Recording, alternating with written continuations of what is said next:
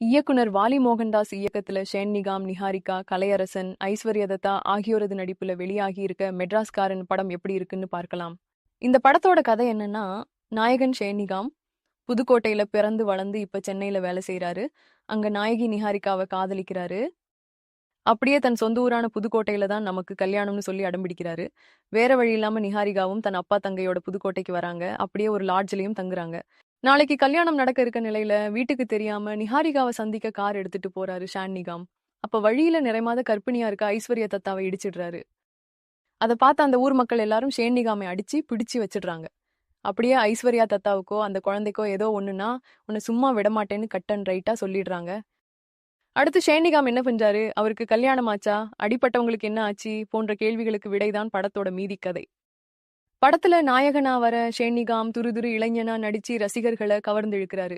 அதாவது ஒரு பக்கம் காதல் கல்யாணம்னு கலகலப்பாவும், மறுபக்கம் சண்டை, ஜெயில், வருத்தம்னு உணர்வு பூர்வமான நடிப்பையும் வெளிப்படுத்தி அசத்துறாரு.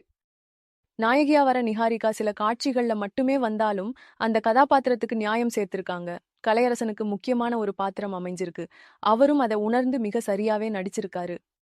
இவரோட மனைவியா வர ஐஸ்வர்யா தத்தாவுக்கு டைலாக் பெருசா இல்லைனாலும் கதைக்கு உயிர் கொடுத்திருக்காங்கன்னே சொல்லணும். இயக்குனர் வாலி மோகன்தாஸ் நல்லதொரு கதையை கொடுத்திருக்காரு. ஆனாலும் திரைக்கதையில கொஞ்சம் கவனம் செலுத்தி இருக்கலாம். முதல் பாதி விறுவிறுப்பா நகர்ந்தாலும் இரண்டாம் பாதி மெதுவாவும் குழப்பத்தோடும் பயணிக்கிறது சற்று ஏமாற்றமாவே தான் இருக்கு.